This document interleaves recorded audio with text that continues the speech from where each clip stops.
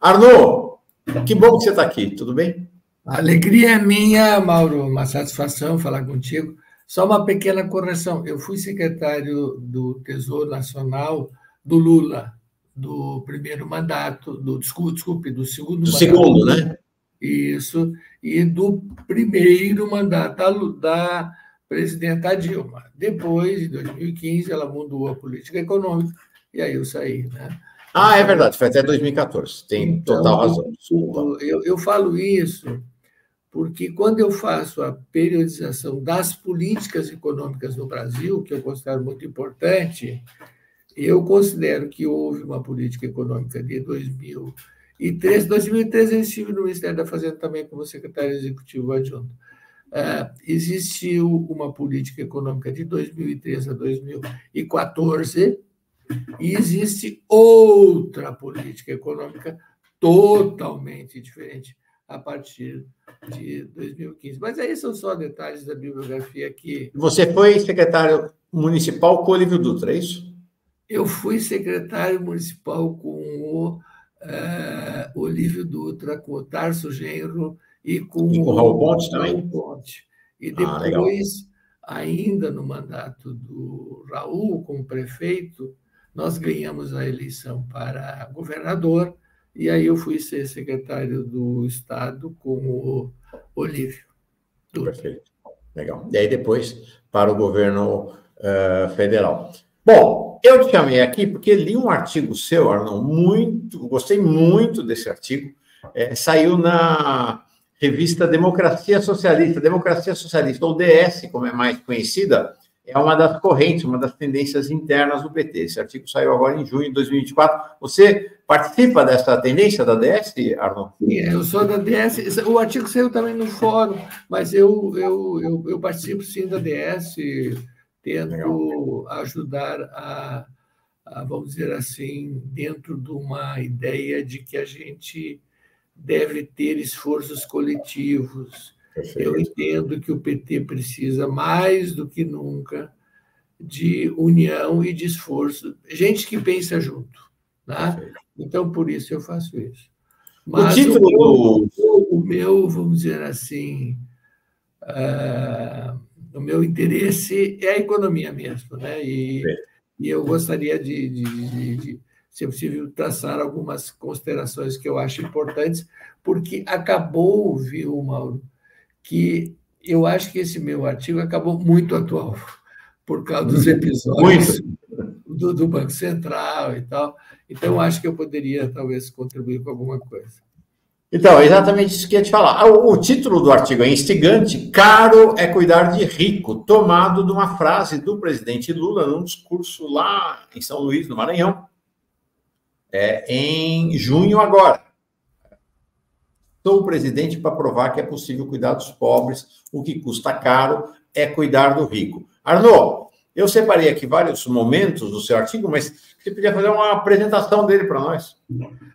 Mauro, é o seguinte, nós vivemos hoje no Brasil uma circunstância absolutamente inacreditável. O Brasil gasta em juros por ano 776 bilhões de reais.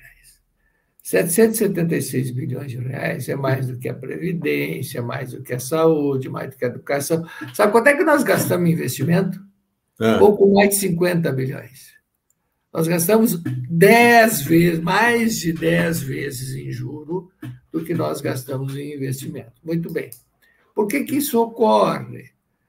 Porque nós temos no Brasil uma pressão enorme da mídia corporativa. Eu vou dar nome aos bois, a Rede Globo. A Rede Globo, ela ganha mais no mercado financeiro do que na área operacional.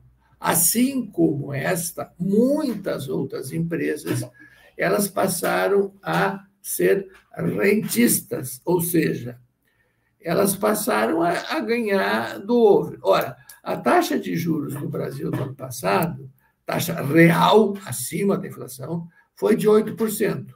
Ora, que negócio pode tomar dinheiro a 8% real e dar lucro? obviamente, que são raros, se é que existem. Muito bem, então nós temos no Brasil, e essa é a minha tese principal, nós temos um garrote do rentismo. O Brasil não cresce porque o Brasil basicamente transfere recursos públicos para o rentismo. E aqui, quando eu falo rentismo, eu não estou falando só do Bradesco, do Itaú, sei lá de quem. Eu estou falando das pessoas que botam no ouro, das empresas que colocam o seu dinheiro a aplicar. Eu tive a experiência de ser do Conselho de Administração da Embraer, e uma das coisas que eu aprendi lá é que o diretor financeiro é tão importante, ou talvez mais, do que o diretor operacional. E isso vale para dezenas, milhares de empresas. Ou seja, nós temos uma necessidade de diminuir o rentismo, acabar com o rentismo, sem o qual não cresceremos. Por quê? Quem é que vai investir? Quem é que vai pegar o seu dinheiro, vai construir uma fábrica com estas taxas de juro? Quando ele pode ganhar essa taxa de juro? Simplesmente botando no banco, sem risco. Não há risco nenhum. Ele vai lá e bota no banco e fica rico. Agora, ele vai lá construir uma fábrica, bom, a fábrica vai ter que produzir, vai ter que vender, vai ter que não sei o quê, e aí não vai funcionar. Então, uma das coisas que eu defendo é esta. A outra coisa que eu acho muito importante é que nós precisamos acabar com a mentira no Brasil. De 2013 a 2014, o Brasil teve uma política desenvolvimentista, ou seja, o governo passou a gastar bastante e, com isso, cresceu a economia. Sabe quanto é que o Brasil cresceu, em média, de 2003 a 2014? Ele cresceu, em média, 6,5%. Um crescimento chinês. Como? Um crescimento chinês. Não, o investimento público, o dinheiro público. O investimento, não o crescimento do país. Investimento 6,7%. Isso, investimento público. Isso significou 113% de aumento de despesa. Um neoliberal, que eventualmente tu entreviste, ele vai te dizer, mas o Brasil só podia quebrar gastando tanto. Sabe o que aconteceu com a dívida pública nesse período? A dívida pública caiu nesse período de 50,69% para 33%. Nós gastamos mais e a dívida caiu. Alguém deve estar pensando, mas esse cara é louco, como é que pode gastar mais e a dívida cair? Vou explicar. Quando a economia cresce, e a economia cresceu 50% nesse período, 50%, PIB per capita cresceu 30%, a taxa de crescimento foi significativa, 3,5% ao ano. Quando a economia cresce, a receita cresce mais e proporcionalmente mais. Então, isso significa que um investimento mais forte pode alavancar, sim, uma melhoria da economia e uma melhoria da receita. Além do que, a comparação histórica em todos os países é entre a dívida e o tamanho da economia. Ninguém diz que a dívida americana, por si só, hoje talvez tenha algum probleminha, mas no passado, era alta. Por que não era alta? Porque o tamanho da economia suportava, certo? O tamanho da economia americana suportava aquele juro. Muito bem. Aí, a partir de 2015, infelizmente, algo que um dia os historiadores ainda vão explicar, porque a minha inteligência não alcançou a explicação, em 2015, a presidenta Dilma resolveu dar um cavalo de pau. e passou, então, a fazer uma política recessiva. Qual foi o resultado da política recessiva da presidenta Dilma e do Temer e do Bolsonaro neste período? Né? Nesse período, a despesa pública ela cresceu muito pouco, ela cresceu apenas 7%. Só que o resultado desse crescimento de 7% foi que a economia brasileira não apenas caiu, como o nosso PIB per capita caiu em 4%. Uhum. Os brasileiros, em 2022, estavam 4% mais baratos do que antes. Então, a dívida pública ela não corresponde necessariamente ao gasto. Esse crescimento de 7% apenas gerou que a dívida brasileira subisse de 59 desculpe, a dívida pública brasileira ela crescesse significativamente. Ela voltou aos patamares em torno de 60%, certo? Então, ela voltou a ter 50% de dívida pública. Ou seja, num aparente paradoxo, né? A política neoliberal elevou percentualmente a dívida pública, a política de crescimento econômico diminuiu percentualmente. Exatamente. Exatamente o contrário do que falam os neoliberais, né? Exatamente. A dívida PIB em 2014, em 2022, estava em 59%. Agora, deixa eu te fazer um raciocínio. Eu disse que no período de crescimento de 2013 a 2014, nós gastamos 6% ao ano de despesa pública. Investimento, PAC, Minha Casa Minha Vida, Bolsa Família, etc. Sabe quanto é que o arcabouço, supondo que a receita cresça o máximo possível, sabe quanto é que o arcabouço permite crescer? Quanto? 2,5%. Uhum. Portanto, se alguém acha que com 2,5% nós vamos crescer, eu acho que esse alguém está enganado. Felizmente, eu tenho visto, e eu sou um fã do presidente Lula, porque o presidente Lula tem dito sistematicamente: não vou mexer na saúde, não vou mexer na educação, não vou mexer no salário mínimo, não vou mexer no Bolsa Família. Ou seja, o presidente Lula tem dito coisas que, a rigor, são incompatíveis com o arcabouço fiscal, o que me anima muito. Por quê? Porque quem manda é o presidente. Né?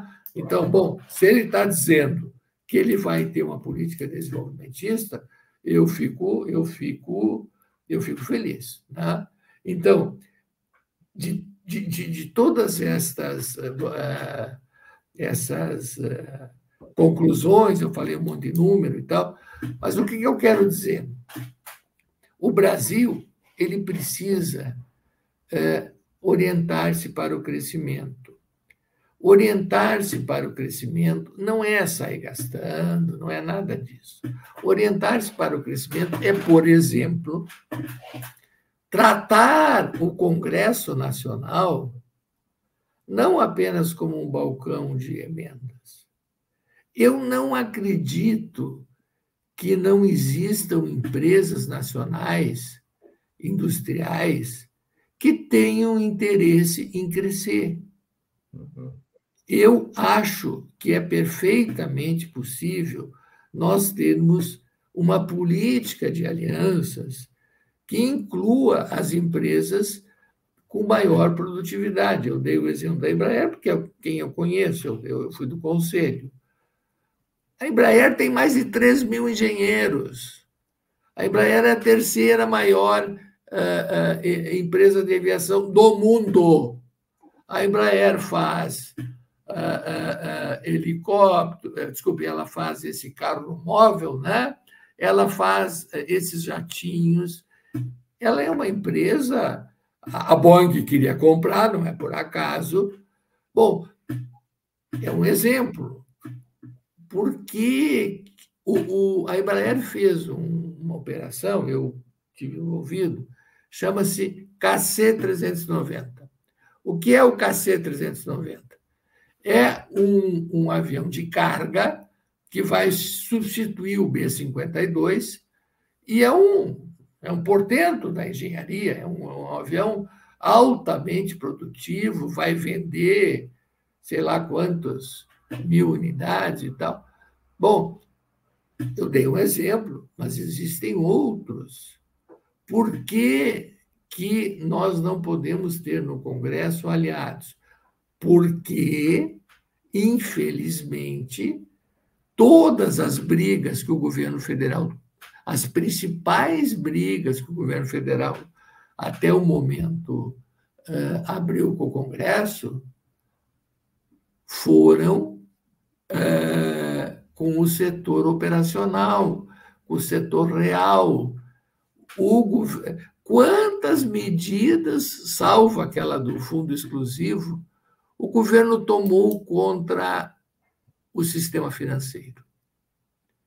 Eu não sei se os nossos ouvintes têm aplicações financeiras, mas eu aconselho a alguém que tenha, que pegue o telefone agora e ligue lá para o seu gerente e diga assim: ô, seu gerente, eu ouvi falar que tem uma tal de LCA, e será que é bom eu aplicar nela? O gerente vai dizer: é ótimo, ela não paga imposto. Ela não paga imposto. Nós temos dezenas de isenções para aplicação financeira, sem falar na alíquota, que é mais baixa. Então, a taxa de juros do Brasil é altíssima, é a segunda maior do mundo. Agora, me responda, por que o governo federal não taxa as aplicações financeiras, essas que dão tanto dinheiro? Uhum. Não estão aí desesperados, brigando com o setor operacional, brigando com a desoneração da folha, com o PIS/COFINS, com a puta que pariu. E o sistema financeiro? Uhum. Então, qual é a minha tese? O governo tem que escolher seus aliados. E ele tem que escolher seus adversários. Alguém acha que o sistema financeiro vai ser nosso aliado? Depois do que a Globo fez, a Globo ela é representante do sistema financeiro, a Folha é representante do sistema financeiro. Depois de tudo que eles fizeram, alguém acha que se nós agradar eles, eles vão nos apoiar? Olha, Arnaud, essa parece uma questão que você traz, e o artigo, de certa maneira, indica isso, né? Você teve, como você caracterizou. Bom, fazer qualquer crítica à presidenta Dilma Rousseff é muito delicado, né? Para os petistas, para o pessoal da esquerda, os progressistas, porque, afinal, foi caçada, foi vítima de um golpe de Estado. Então, isso cria alguma dificuldade, mas eu acho que, à medida que o tempo também está passando, aquela paixão, aquela coisa tão sanguínea, também está passando, as coisas vão se acalmando, e é possível fazer críticas mais objetivas, né? Uma avaliação mais objetiva do governo Dilma. Né? Porque aquela coisa, né? Falar qualquer coisa do segundo mandato Dilma, você estava condenado a ser golpista, a ter, enfim, um período difícil. Agora acho que está um pouco mais fácil. Mas, aparentemente, eu queria ouvir a tua interpretação. Então, você tem esse período que vai até o final do primeiro mandato Dilma, com políticas de crescimento, com esses resultados que você trouxe. E aí, como você falou, tem um cavalo de pau. Em 1º de janeiro de 2015, no dia da posse de Dilma, praticamente, né? E que aí o Bradesco vai ocupar o Ministério da Fazenda, com Joaquim Levy. Inclusive, era para ser o chefe do Joaquim Levy, que acabou recusando, é o Trabuco. Isso que você traz agora, você acha que esse cavalo de pau foi dado porque Dilma viu uma situação política difícil e achou que fazendo esse cavalo de pau, ela já estava sob cerco, ela ia salvar o mandato dela, capturando o apoio do setor financeiro para o governo dela, ou foram meditações de ordem propriamente econômica que levaram esse cavalo de pau? Não, não há nenhum motivo econômico. Eu estava lá, garanto, tenho certeza, discuti as coisas, estava fazendo operações de longo prazo, por ordem da presidenta Dilma, para crescer. E aí aconteceu um fenômeno, vamos dizer assim, de difícil explicação.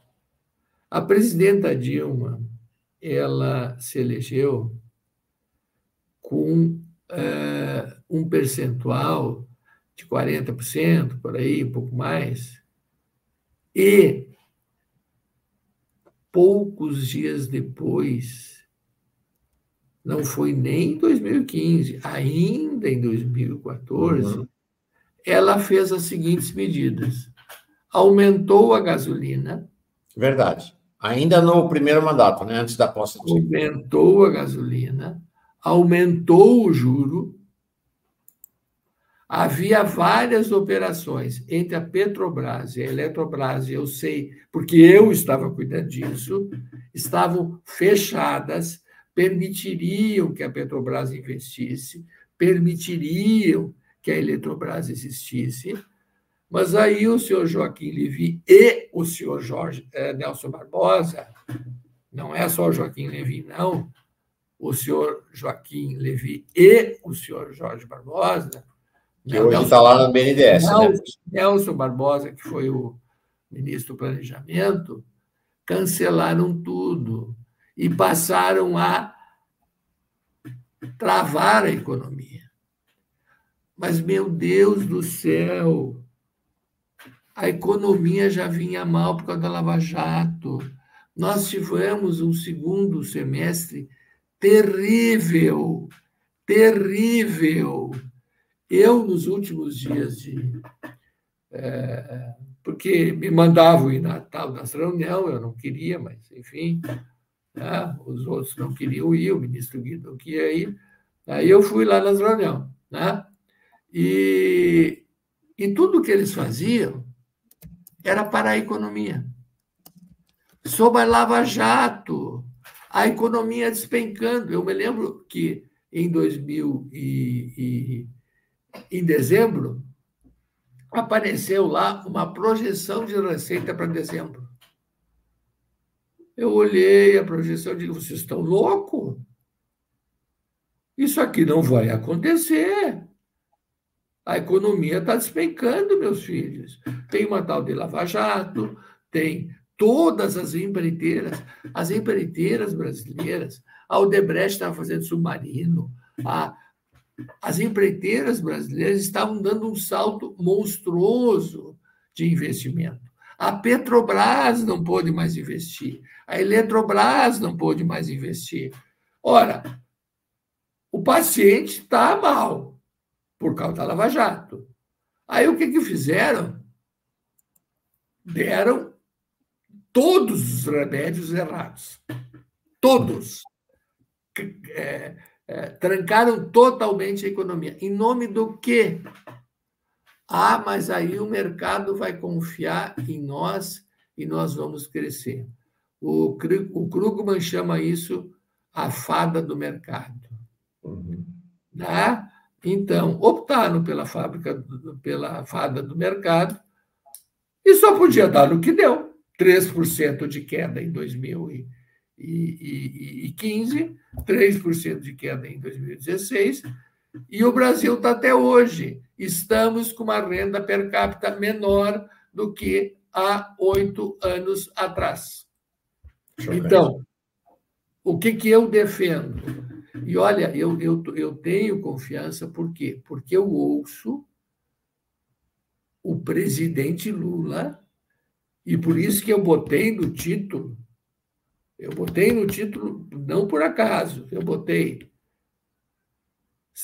sou presidente para provar que é possível cuidar dos pobres. O que custa caro é cuidar de rico. O que o presidente estava dizendo? Que pagar 200 milhões de educação, de saúde, não sei o que, é barato. Caro é pagar 770 de juro. Isso é caro. Né? Então, bom, se nós conseguirmos, e eu tenho tentado me esforçar,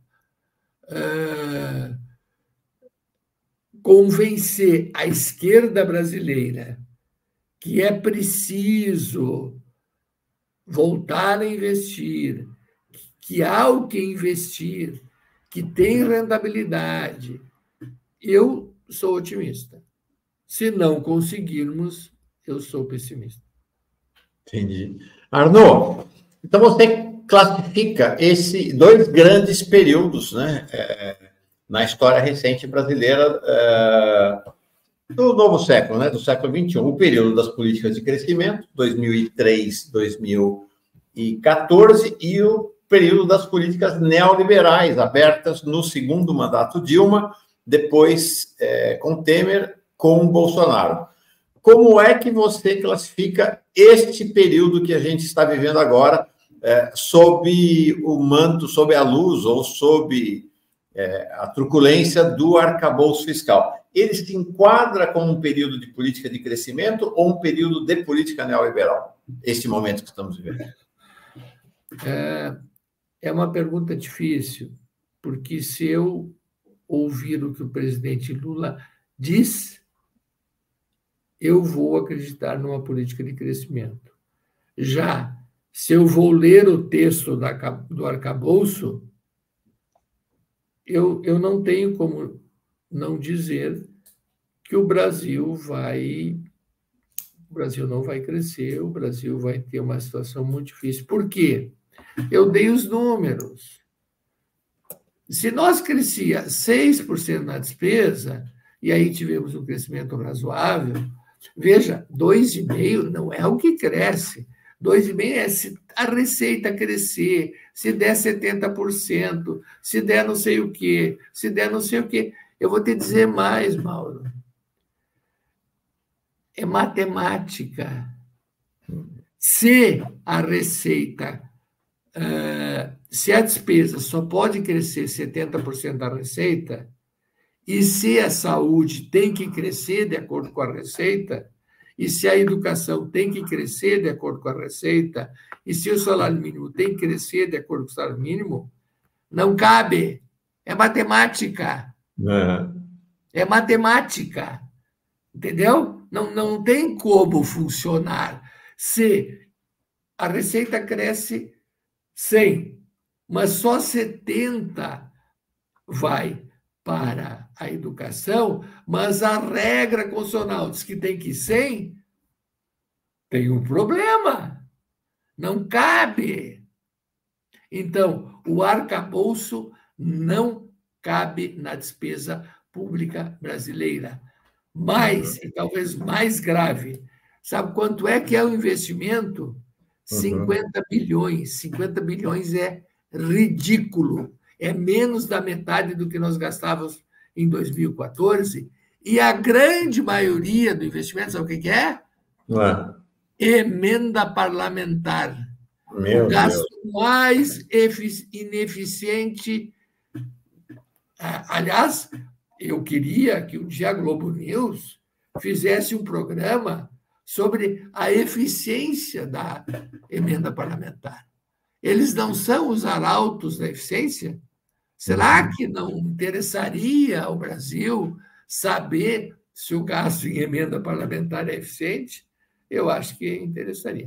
Mas, enfim, acho também, quero reconhecer, que há um enorme esforço, principalmente do presidente Lula. Acho que ele está lutando como um leão, entendeu? Ele demarca, ele vai lá e diz: não vai mexer na saúde. não vai mexer na educação. Quando ele diz isso, ele bota um limite na Fazenda. Né? Então, bom, mas, claro, continua a haver uma incoerência matemática. Política resolve as coisas. Como é que o presidente Lula vai resolver? Eu não sei. Eu confio nele, espero que ele vença.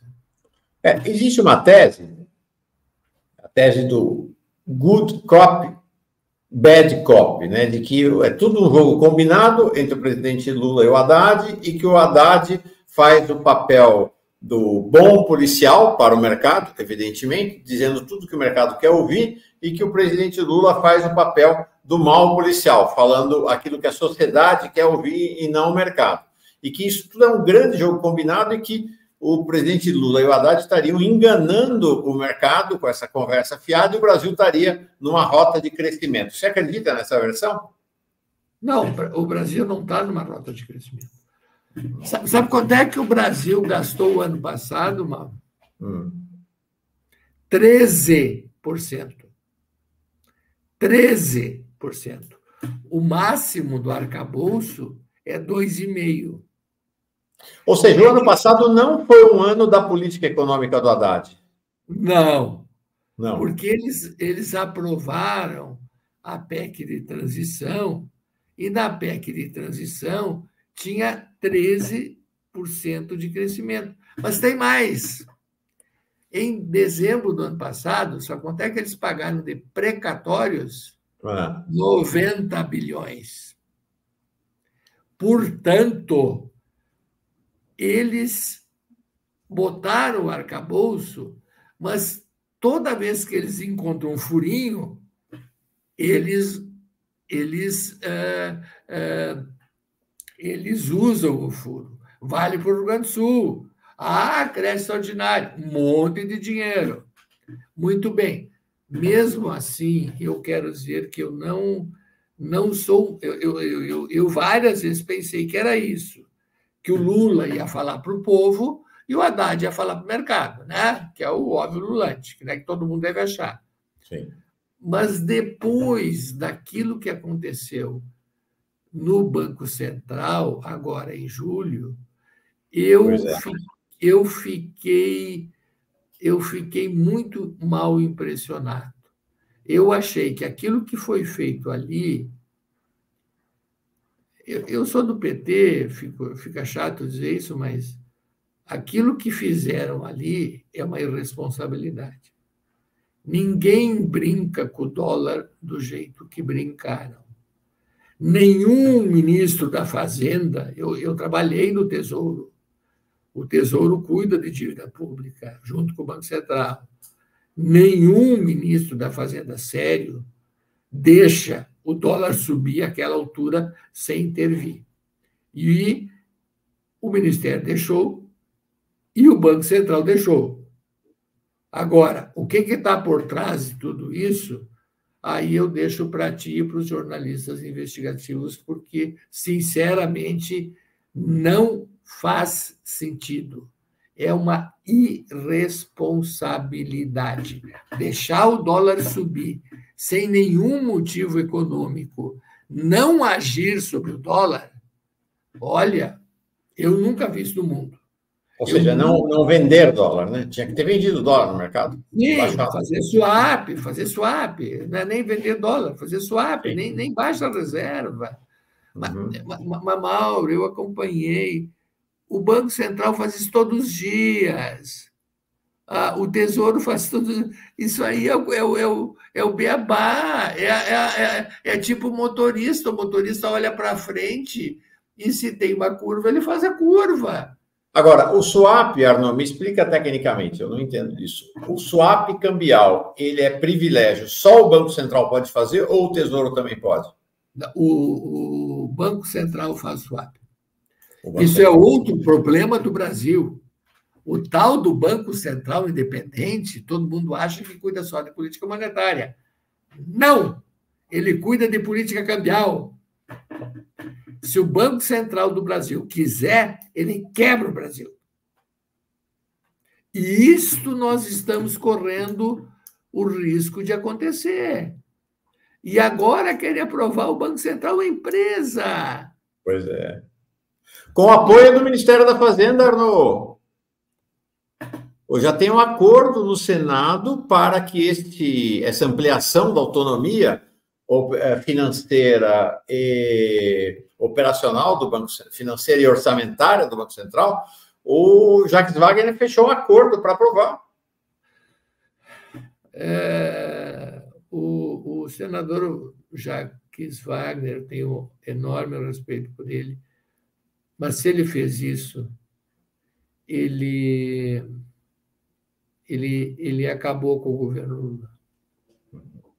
Se aprovarem o Banco Central empresa, acabou. Mas ele disse que fez isso com o apoio do Haddad e a autorização do presidente Lula. Disse ele em entrevista. Mas eu sempre confio que o bom senso um dia possa... Sim. Bom, eu não tenho... Né? Agora, não tem nenhuma alternativa para o governo, o Ministério da Fazenda, o Tesouro, intervir minimamente na questão cambial para evitar essa quebra do país pela decisão do mercado financeiro? Claro que tem. Nós, o Ministério da Fazenda, na época que eu estive lá, nós intervimos muito no câmbio. Nós chegamos a criar uma coisa que chamava Fundo Soberano, que nós comprava e vendia dólar o dia que nós queria. Ou seja, o governo federal, o Ministério da Fazenda, então, independentemente do Banco Central, poderia ter agido nessa crise cambial? O Ministério da Fazenda, se quiser, ele é mais forte que o Banco Central. Se ele quiser, ele faz política de interesse do país. Mas tem um detalhe. Ele tem que querer. Pois é. Ele tem que querer. Não pode o senhor Galípoli, depois de ter votado por uma taxa de juros menor na reunião anterior do Copom, o Banco Central diminuiu a taxa em 0,25. E o Galípolo votou em meio. Aí, um mês depois, quando obviamente se esperava uma taxa menor, o senhor Galípolo votou em meio. Ou seja, ele aumentou a taxa que ele votou. Agora, me explica isso. Tecnicamente, nenhum motivo. Não há nenhum motivo técnico para a ação do Banco Central do jeito que está agindo. Politicamente, eu não sei, mas acho um raciocínio político perigosíssimo. Quando eu vi o dólar subindo daquele jeito, o Banco Central agindo daquele jeito, eu disse para algumas pessoas, olha, eu nunca vi uma irresponsabilidade como essa. Essa é a minha opinião. Perfeito.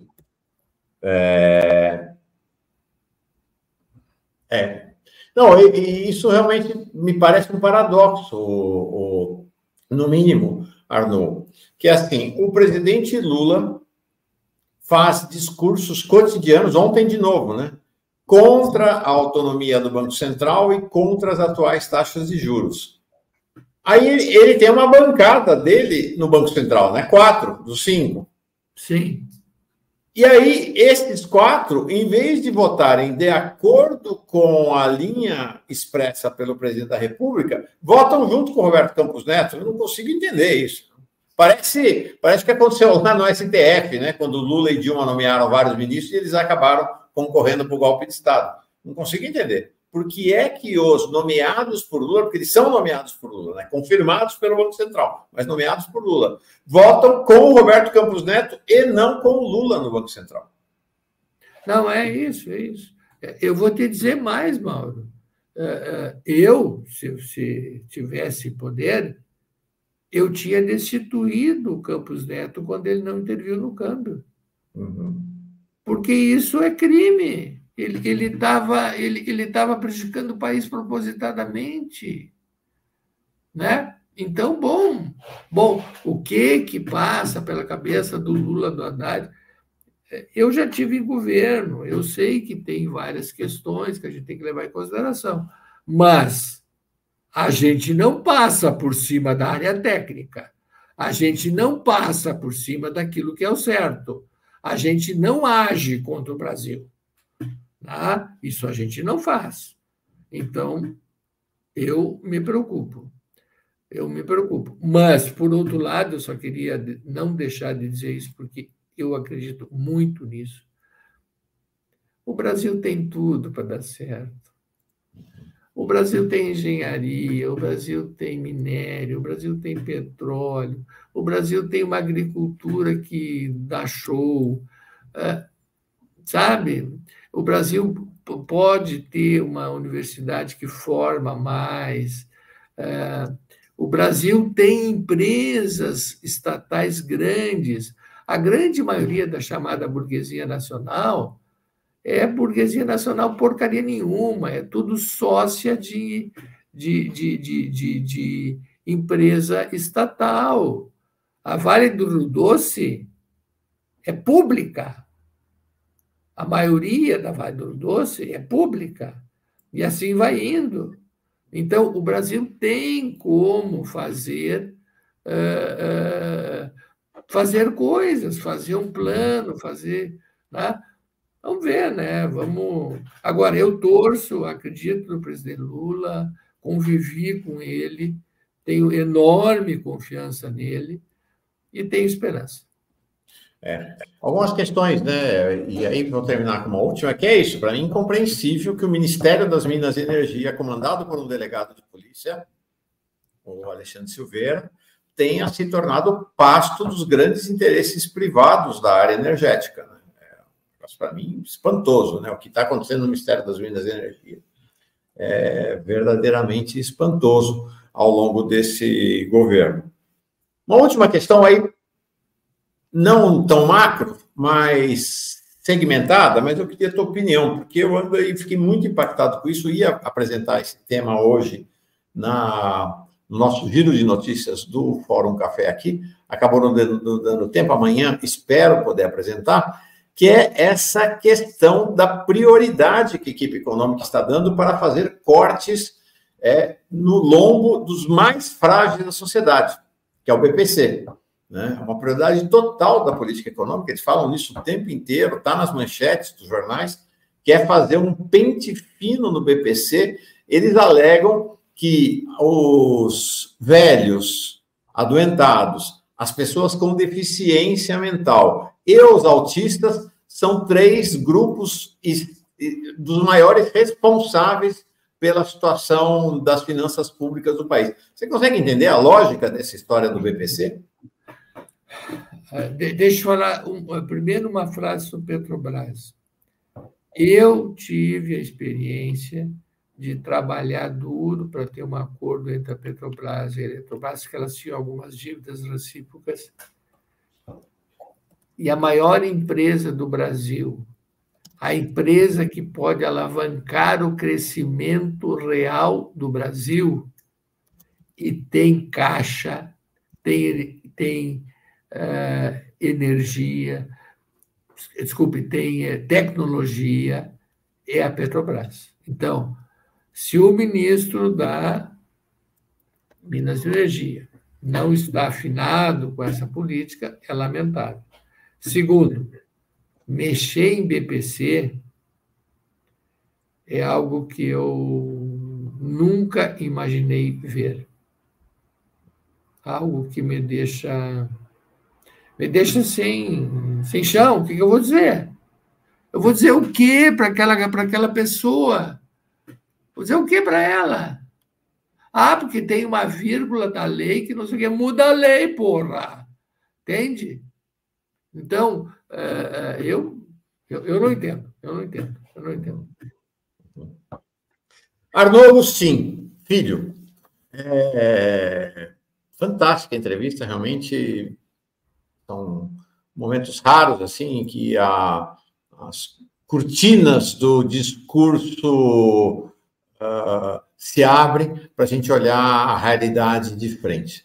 Então, está aí Arnaud Augustin Filho, ex-secretário municipal da Fazenda de Porto Alegre, de 92 a 98, secretário da Fazenda do Rio Grande do Sul, de 99 a 2002, secretário do Tesouro Nacional, de 2007 a 2014, até o fim do primeiro governo Dilma. Arnaud, muito impactado com a sua entrevista. Muito obrigado, viu? Nós vamos fazer um recorte, com certeza.